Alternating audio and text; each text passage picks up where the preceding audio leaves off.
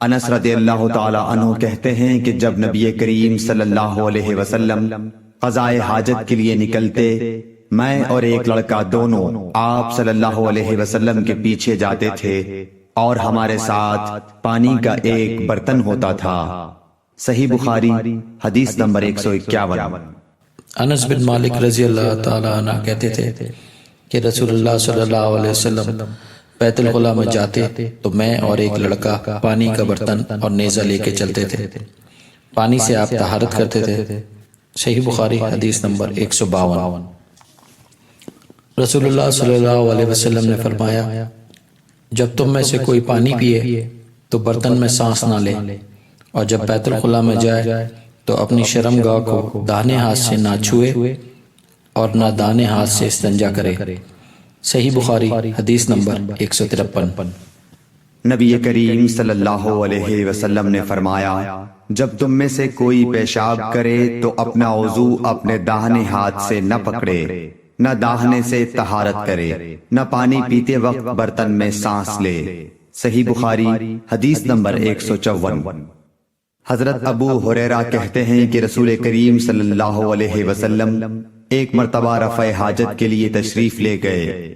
آپ کی عادت مبارکہ تھی کہ آپ چلتے وقت ادھر ادھر نہیں دیکھا کرتے تھے، تو میں بھی آپ کے پیچھے آپ کے قریب پہنچ گیا۔ مجھے دیکھ کر آپ نے فرمایا کہ مجھے پتھر ڈھونڈ دو تاکہ میں ان سے پاکی حاصل کروں، یا اسی جیسا کوئی لفظ فرمایا، اور فرمایا کہ ہڈی اور گوبر نہ لانا۔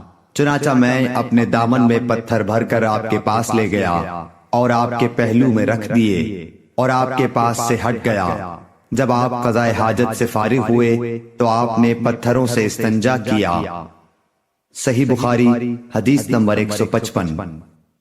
عبداللہ بن مسعود رضی اللہ تعالی عنہ کہتے تھے کہ نبی کریم صلی اللہ علیہ وسلم رفع حاجت کے لیے گئے تو آپ نے مجھے فرمایا کہ میں 3 پتھر تلاش کر کے آپ کے پاس لاؤں، لیکن مجھے 2 پتھر ملے، تیسرا ڈھونڈا مگر مل نہ سکا، تو میں نے خشک گوبر اٹھا لیا، اس کو لے کر آپ کے پاس آ گیا۔ آپ نے پتھر تو لے لیے مگر گوبر پھینک دیا اور فرمایا یہ خود ناپاک ہے۔ صحیح بخاری حدیث نمبر 156۔ ابن عباس رضی اللہ تعالی عنہ کہتے ہیں کہ رسول اللہ صلی اللہ علیہ وسلم نے وضو میں ہر عضو کو ایک ایک مرتبہ دھویا۔ صحیح بخاری حدیث نمبر 157۔ عبداللہ بن زید رضی اللہ تعالی عنہ بیان کرتے ہیں کہ نبی کریم صلی اللہ علیہ وسلم نے وضو میں اعضاء کو 2 بار دھویا۔ صحیح بخاری حدیث نمبر 158۔ حضرت عثمان بن عفان رضی اللہ تعالی عنہ نے پانی کا برتن مانگا اور لے کر پہلے اپنی ہتھیلیوں پر 3 مرتبہ پانی ڈالا، پھر انہیں دھویا۔ اس کے بعد اپنا داہنا ہاتھ برتن میں ڈالا اور پانی لے کر کلی کی اور ناک صاف کی، پھر 3 بار اپنا چہرہ دھویا اور کوہنیوں تک 3 بار دونوں ہاتھ دھوئے، پھر اپنے سر کا مسح کیا، پھر پانی لے کر ٹخنوں تک 3 مرتبہ اپنے دونوں پاؤں دھوئے، پھر کہا کہ رسول اللہ صلی اللہ علیہ وسلم نے فرمایا ہے کہ جو شخص میری طرح ایسا وضو کرے پھر 2 رکعت پڑھے جس میں اپنے نفس سے کوئی بات نہ کرے تو اس کے گزشتہ گناہ معاف کر دیے جاتے ہیں۔ صحیح بخاری حدیث نمبر 159۔ رسول اللہ صلی اللہ علیہ وسلم فرماتے ہیں کہ جب بھی کوئی شخص اچھی طرح وضو کرتا ہے اور خلوص کے ساتھ نماز پڑھتا ہے تو اس کے ایک نماز سے دوسری نماز پڑھنے تک کے گناہ معاف کر دیے جاتے ہیں۔ صحیح بخاری حدیث نمبر 160۔ نبی کریم صلی اللہ علیہ وسلم نے فرمایا جو شخص وضو کرے اسے چاہیے کہ ناک صاف کرے، اور جو پتھر سے استنجا کرے اسے چاہیے کہ طاق عدد یعنی 1، 3 یا 5 ہی سے کرے۔ صحیح بخاری حدیث نمبر 161۔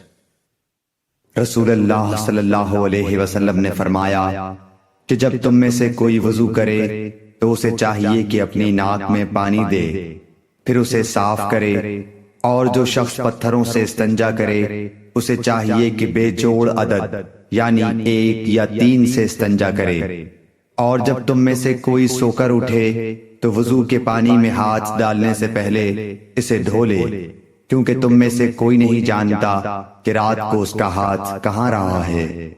صحیح بخاری حدیث نمبر 162۔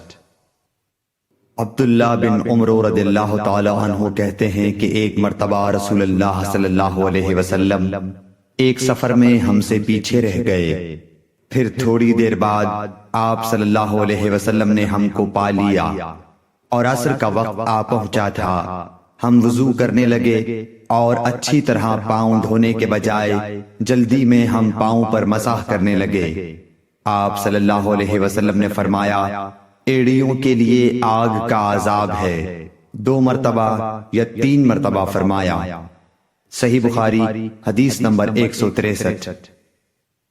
حضرت عثمان رضی اللہ تعالی عنہ نے وضو کا پانی منگوایا اور اپنے دونوں ہاتھوں پر برتن سے پانی لے کر ڈالا، پھر دونوں ہاتھوں کو 3 دفعہ دھویا، پھر اپنا داہنا ہاتھ وضو کے پانی میں ڈالا، پھر کلی کی، پھر ناک میں پانی دیا، پھر ناک صاف کی، پھر 3 دفعہ اپنا منہ دھویا اور کوہنیوں تک 3 دفعہ ہاتھ دھوئے، پھر اپنے سر کا مسح کیا، پھر ہر ایک پاؤں 3 دفعہ دھویا، پھر فرمایا، میں نے رسول اللہ صلی اللہ علیہ وسلم کو دیکھا کہ آپ میرے اس وضو جیسا وضو فرمایا کرتے تھے، اور آپ صلی اللہ علیہ وسلم نے فرمایا کہ جو شخص میرے اس وضو جیسا وضو کرے اور حضور قلب سے 2 رکعت پڑھے جس میں اپنے دل سے باتیں نہ کرے تو اللہ تعالیٰ اس کے پچھلے گناہ معاف کر دیتا ہے۔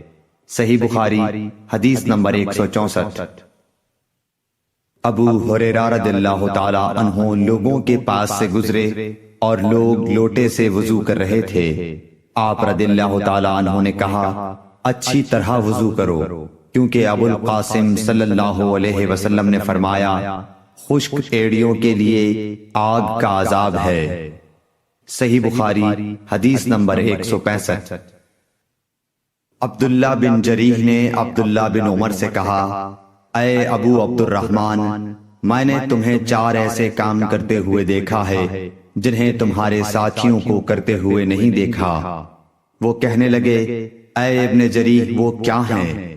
ابن جریح نے کہا کہ میں نے طواف کے وقت آپ کو دیکھا کہ 2 یمانی رکنوں کے سوا کسی اور رکن کو آپ نہیں چھوتے ہو، دوسرے میں نے آپ کو سبتی جوتے پہنے ہوئے دیکھا، اور تیسرے میں نے دیکھا کہ آپ زرد رنگ استعمال کرتے ہو، اور چوتھی بات میں نے یہ دیکھی کہ جب آپ مکے میں تھے لوگ ذی الحج کا چاند دیکھ کر لبیک پکارنے لگتے ہیں اور حج کا احرام باندھ لیتے ہیں، اور آپ 8ویں تاریخ تک احرام نہیں باندھتے۔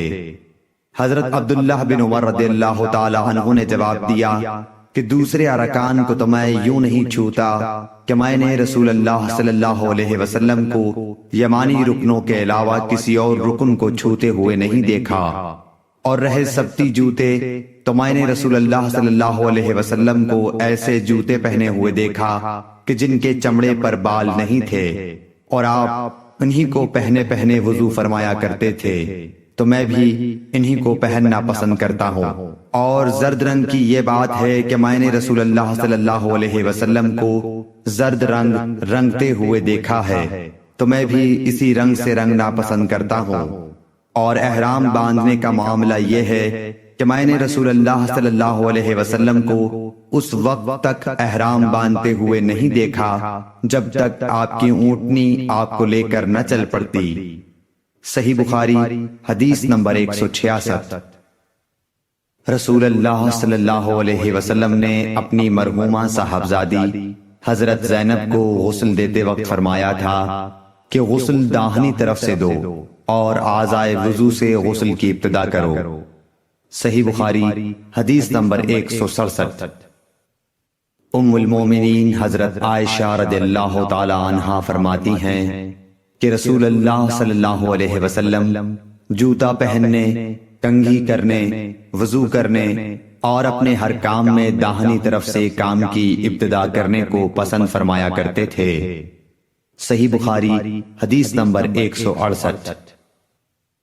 انس بن مالک رضی اللہ تعالی عنہ فرماتے ہیں کہ میں نے رسول اللہ صلی اللہ علیہ وسلم کو دیکھا کہ نماز عصر کا وقت آ گیا۔ لوگوں نے پانی تلاش کیا، جب انہیں پانی نہ ملا تو رسول اللہ صلی اللہ علیہ وسلم کے پاس ایک برتن میں وضو کے لیے پانی لایا گیا۔ رسول اللہ صلی اللہ علیہ وسلم نے اس میں اپنا ہاتھ ڈال دیا اور لوگوں کو حکم دیا کہ اسی برتن سے وضو کریں۔ حضرت انس رضی اللہ تعالی عنہ کہتے ہیں کہ میں نے دیکھا کہ آپ کی انگلیوں کے نیچے سے پانی چشمے کی طرح ابل رہا تھا، یہاں تک کہ قافلے کے آخری آدمی نے بھی وضو کر لیا۔ صحیح بخاری حدیث نمبر 169۔ ابن سیرین کہتے ہیں کہ میں نے عبیدہ رضی اللہ تعالی عنہ سے کہا کہ ہمارے پاس رسول اللہ صلی اللہ علیہ وسلم کے کچھ بال مبارک ہے جو ہمیں حضرت انس رضی اللہ تعالی عنہ سے یا ان کے گھر والوں کی طرف سے ملے ہیں۔ یہ سن کر عبیدہ نے کہا کہ اگر میرے پاس ان بالوں میں سے ایک بھی ہو تو وہ میرے لیے ساری دنیا اور اس کی ہر چیز سے زیادہ عزیز ہے۔ صحیح بخاری حدیث نمبر 170۔ رسول کریم صلی اللہ علیہ وسلم نے حجۃ الوداع میں جب سر کے بال منڈوائے تو سب سے پہلے ابو طلحہ رضی اللہ تعالی عنہ نے آپ کے بال لیے تھے۔ صحیح بخاری حدیث نمبر 171۔ رسول اللہ صلی اللہ علیہ وسلم نے فرمایا کہ جب کتا تم میں سے کسی کے برتن میں سے کچھ پی لے تو اس کو 7 مرتبہ دھو لو تو پاک ہو جائے گا۔ صحیح بخاری حدیث نمبر 172۔ رسول کریم صلی اللہ علیہ وسلم نے فرمایا کہ ایک شخص نے ایک کتے کو دیکھا جو پیاس کی وجہ سے گیلی مٹی کھا رہا تھا، تو اس شخص نے اپنا موزہ لیا اور اس سے پانی بھر کر پلانے لگا حتیٰ کہ اس کو خوب سیراب کر دیا۔ اللہ نے اس شخص کے اس کام کی قدر کی اور اسے جنت میں داخل کر دیا۔ صحیح بخاری حدیث نمبر 173۔ رسول اللہ صلی اللہ علیہ وسلم کے زمانے میں کتے مسجد میں آتے جاتے تھے، لیکن لوگ ان جگہوں پر پانی نہیں چھڑکتے تھے۔ صحیح بخاری حدیث نمبر 174۔ عدی بن حاتم کہتے ہیں کہ میں نے رسول اللہ صلی اللہ علیہ وسلم سے کتے کے شکار کے متعلق دریافت کیا تو آپ صلی اللہ علیہ وسلم نے فرمایا کہ جب تو اپنے سدھائے ہوئے کتے کو چھوڑے اور وہ شکار کر لے تو اس شکار کو کھا، اور اگر وہ کتا اس شکار میں سے خود کچھ کھا لے تو اس کو نہ کھائیو، کیونکہ اب اس نے شکار اپنے لیے پکڑا ہے۔ میں نے کہا کہ بعض دفعہ میں شکار کے لیے اپنے کتے چھوڑتا ہوں، پھر اس کے ساتھ دوسرے کتے کو بھی پاتا ہوں۔ آپ صلی اللہ علیہ وسلم نے فرمایا پھر مت کھا، کیونکہ تم نے بسم اللہ اپنے کتے پر پڑھی تھی، دوسرے کتے پر نہیں پڑھی۔ صحیح بخاری حدیث نمبر 175۔